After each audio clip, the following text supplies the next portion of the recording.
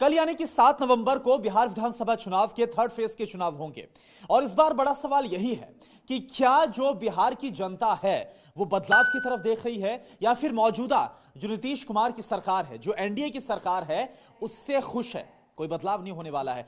इस वक्त हम मौजूद हैं भागलपुर में और जैसा कि आप जानते हैं कि जो भागलपुर का सिल्क उद्योग है वो पूरी दुनिया में विख्यात है, पूरी दुनिया में जाना जाता है। लेकिन आज यही जो सिल्क उद्योग है वो काफी बुरी हालत में, काफी गर्त में पहुंचा हुआ है और इसे लेकर यहां के बुनकरों में भी काफी ज्यादा गुस्सा है। अब यहां के बुनकरों की शिकायत क्या है? हालांकि भागलपुर की अगर हम बात करें तो यहां पर विधानसभा चुनाव फर्स्ट और सेकेंड फेज में हो गए, लेकिन आज जब हम यहां पर पहुंचे हैं एक बुनकर के पास, उनसे अब हम बात करेंगे तो उनसे आपको थोड़ा बहुत अंदेशा हो पाएगा, संकेत मिल पाएंगे कि आखिरकार जो यहां का बुनकर है जिसकी तादाद करीब 3.5 से 4 लाख के आसपास है, तो यहां का जो बुनकर है वो क्या सोचता है और वो किस तरफ इस बार रुख कर रहा है। हमारे साथ एक बुनकर मौजूद हैं, इब्रार अंसारी साहब मौजूद हैं। इब्रार जी, इस बार आपकी समस्या पर मैं आऊंगा, लेकिन सभी के दिमाग में एक सवाल है और क्योंकि यहां पर बुनकरों की समस्या बहुत ज्यादा है और आप लगातार पिछले 3 टर्म से नीतीश कुमार सरकार देख रहे हैं, उन्होंने वाकई में कई वादे आपसे किए होंगे। इस बार क्या लग रहा है, जो वादे आपसे किए गए थे नीतीश कुमार की तरफ से, उनकी सरकार की तरफ से, उन वादों पर कितने खरी उतरी है और इस बार आप सोच क्या रहे हैं? क्या इस बार आपने सोचा है? देखिए, नीतीश कुमार की जो सरकार सिर्फ वादे नहीं कुछ पूरे भी किए हैं। जैसे आप आज के समय में देख लें कि इलेक्ट्रिसिटी, बिजली, ये अभी 15 साल अगर पहले आप जाएंगे तो भागलपुर के अंदर में मात्र 2 से 3 घंटा बिजली मिलता था।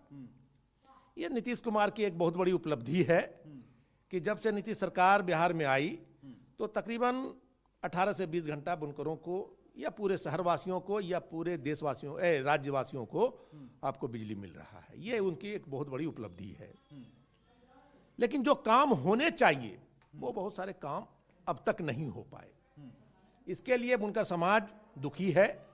आज बुनकर समाज के बच्चे जो है यहाँ से अपने परंपरागत धंधे को छोड़कर दिल्ली, बॉम्बे, कलकत्ता, दूसरे शहरों में जो है खाक छान रहे हैं और एक जानवर जैसी जिंदगी को गुजार रहे हैं। इसकी मलामत और इसकी मलाल उनके दिल में जरूर है। ये कोरोना काल में आपने देखा कि एक बड़े पैमाने पर लोग जो है उन शहरों को जहां वो पहले रह रहे थे छोड़ करके फिर से आपके बिहार आने का जो है उसको जरूरत पड़ा। किस हालात से वो आए हैं ये आप लोगों से नहीं। इब्रार अंसारी साहब, एक बात आपसे समझना चाहूंगा। हालांकि यहां पर भागलपुर में फर्स्ट सेकंड फेज में मतदान हो चुका है, 7 विधानसभा सीटें हैं, अच्छी खासी तादाद बुनकरों की है और यहां का जो मुख्य मुद्दा रहा है वो बुनकरों की समस्या से जुड़ा हुआ ही रहा है। इस बार लगातार जो नारे हो रहे हैं, बदलाव को लेकर महागठबंधन नारे लगा रहा है, तो जो बुनकर समाज है वो इस बार क्या सोच रहा है, उसकी इस बार क्या सोच है? वाकई में क्या वो भी कोई बदलाव देख रहा है या फिर जो मौजूदा सरकार है या फिर उसकी जो पॉलिसीज है बुनकरों को लेकर जो काम किया गया है उससे थोड़ा बहुत खुश नजर आ रहा है? क्या है? देखिए, खुश और नाखुश की बात नहीं है। बुनकरों की जो हालात है ये एक चिंतनीय है और काफी परेशान हाल है बुनकर। सबसे बड़ा बात है ये शहर जो कभी जो है सिल्क सिटी के नाम से जाना जाता था, आज उसकी चमक, सिल्क की पूरी चमक खत्म हो चुकी है और उसकी जगह पर पूरे बुनकर समाज बदहाली के पोजीशन में आ चुके हैं। इनकी सबसे बड़ी ये रहा कि यहाँ से जो एक बड़े पैमाने पर एक्सपोर्ट हुआ करता था कपड़े का, सिल्क कपड़े का, वो बंद हो गया। उनका वजह ये रहा कि ये शहर शुरू से मांग करता रहा हवाई सेवा का, लेकिन किसी भी सरकार ने इस पर कान नहीं धरा। यहाँ तक कि ये मौजूदा सरकार भी इस पर कोई पहल नहीं किया, जिसके कारण जो है यहाँ बाहर के जो एक्सपोर्टर आते थे वो तो आना बंद कर ही दिया और जो यहाँ बुनकर एक्सपोर्टर थे 100 की तादाद में कम से कम, ये लोग भी यहाँ से पलायन कर करके आपके दिल्ली, बॉम्बे और कलकत्ता में जो है अपने ऑफिस को कर लिया, जिसके कारण जो है एक्सपोर्ट का काम तकरीबन 90% यहाँ से खत्म हो गया, जिसके कारण एक बड़े पैमाने पर बुनकर जो है बेरोजगार हो गया। तो एक गुस्सा तो है बुनकरों के अंदर में कि भाई एक छोटी सी, जबकि एयरपोर्ट था, या कम से कम छोटे पैमाने पर भी एक एयर सेवा, हवाई सेवा का संचालन यहाँ से होना चाहिए था, जिससे कि यहाँ की ये सिल्क सिटी का जो है चमक वो बरकरार रहता। और एक छोटी सी अच्छा, इस बार भी इब्रार जी आपसे वादे तो किए गए होंगे, चाहे एनडीए की तरफ से किए गए हों या फिर महागठबंधन की तरफ से किए गए हों, किसके वादों पर आपको ज्यादा भरोसा इस बार नजर आ रहा है? क्योंकि आपने दो मुख्य दल हैं यहाँ, एक एनडीए गठबंधन है, दूसरा महागठबंधन है। तो 15 साल पहले महागठबंधन को भी देखा है लोगों ने, जिसके नेतृत्व में सरकार जो बनने की दावा हो रही है, और 15 साल ये जो है एनडीए की भी सरकार को देखा है। तो अब बुनकरों को और यहाँ के शहरवासियों को किसी पर एतमाद नहीं रह गया है, इसलिए बहुत ज्यादा लोगों में एक दिलचस्पी और उत्साह नहीं था, क्योंकि ये कान हर तरह के वादों को सुन करके उनका कान जो है भर चुका है। ये नहीं है कि कोई नया स्लोगन किसी ने दिया है। रोजगार देने की बात पहले भी सरकार की है, जो मौजूदा सरकार है ये भी कर रही है ना, लेकिन इसको इम्प्लीमेंट करने की जहां तक बात आती है, इसमें सारे लोग पीछे हो जाते हैं। तेजस्वी यादव को लेकर बुनकरों में क्या है, मतलब कितना दम नजर आ रहा है तेजस्वी यादव में?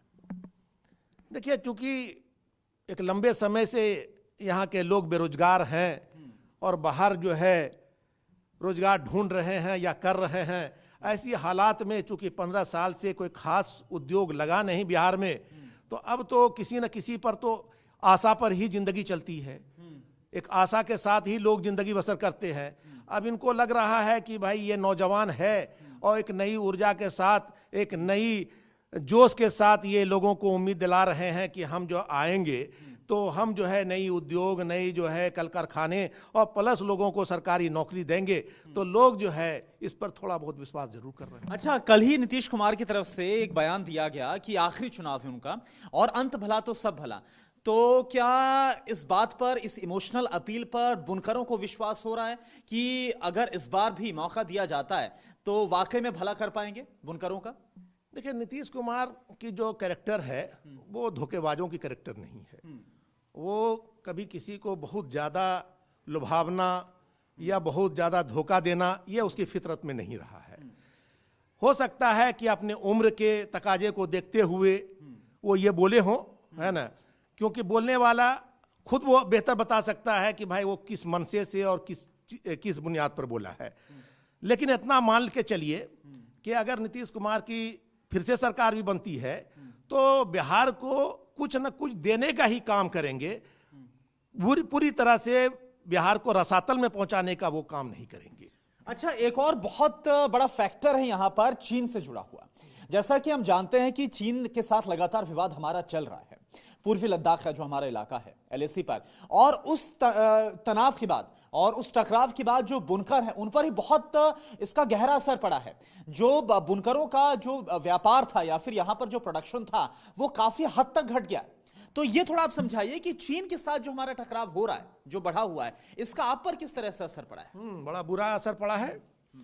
सबसे पहले आपको ये बता देना चाहते हैं कि हिंदुस्तान में सिल्क कोकुन्स की खेती तो बड़े पैमाने पर हुई और होती है, लेकिन दुर्भाग्य ये रहा कि जो उन्नत किस्म के जो मशीन वगैरह सब, जो उसे धागे बनाने के जो मशीन है, वो हमारे हिंदुस्तान में नहीं है।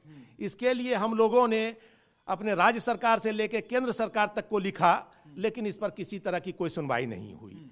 तो हमारे यहाँ जो धागा है वो थोड़ा कॉस्टली पड़ता है, चूंकि ये मैन मेड है। ये औरतें यहाँ की जो है अपना थाई पर तैयार करती हैं, बहुत छोटे छोटे जो है वो मशीन पर तैयार होता है, जिसके लागत कॉस्ट ज़्यादा हो जाता है। लेकिन वही चाइना का धागा हमसे बहुत ज़्यादा फाइन होता है और सस्ता होता है। तो एक करीब 2 दशक से, जब से चाइना से टसल नहीं हुआ था, तो एक बड़े पैमाने पर चाइना का धागा जो है हमारे इंडिया आता था, और इंडिया के जो है बुनकर ज़्यादातर अपने धागे को छोड़कर वहाँ के धागे से कपड़ा तैयार करते थे, है ना। लेकिन धीरे धीरे वहाँ जो है ये माने चाइना से टसल होने से पहले भी उन्होंने एक नीति खेला कि वो अपने धागे को इतना कॉस्टली कर दिया कि उनसे बना हुआ कपड़ा मार्केट के अंदर में इतना दाम पड़ जाता था कि उनकी जो है डिमांड कम होने लगी। एक मार वहाँ पड़ा।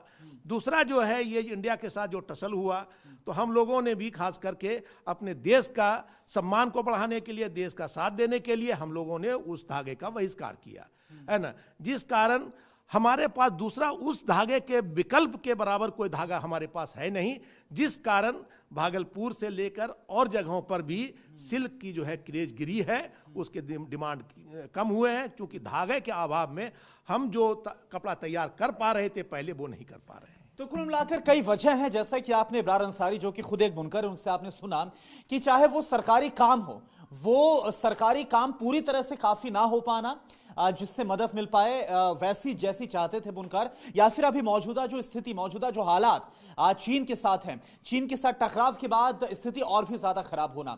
तो ये स्थिति इस वक्त भागलपुर की है, भागलपुर के बुनकरों की है, जो कि एक बड़ा बेस है यहां पर। और यही वजह है कि इसे सिल्क सिटी के नाम से जाना जाता है पूरी दुनिया में।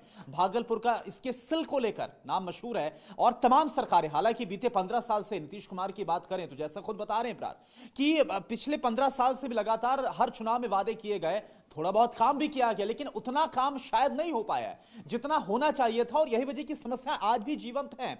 अब देखना होगा, क्योंकि यहां पर जो लाखों की संख्या बुनकर हैं, उनकी तरफ से जो नाराजगी है या फिर जो एक उदासीनता की बात की जाए या फिर जो परेशानी की बात की जाए, ये किस तौर पर परिलक्षित होता है चुनाव के नतीजों में? क्या ये बदलाव की तरफ जाता है या फिर जो मौजूदा सरकार है, नीतीश कुमार सरकार, उसी पर विश्वास जताता हुआ यहां का बुनकर नजर आता है? इस पर सबकी नजर होगी जब 10 तारीख को नतीजे सामने आएंगे। कैमरा पर्सन मनीष भल्ला के साथ करुणा शंकर शर्मा, भागलपुर, TV9 भारतवर्ष। धुआं धुआं सा ये शहर क्यों दिखता है, सुना है बाजार में धुएं का सामान बिकता है। ये दिवाली सिर्फ दिए वाली।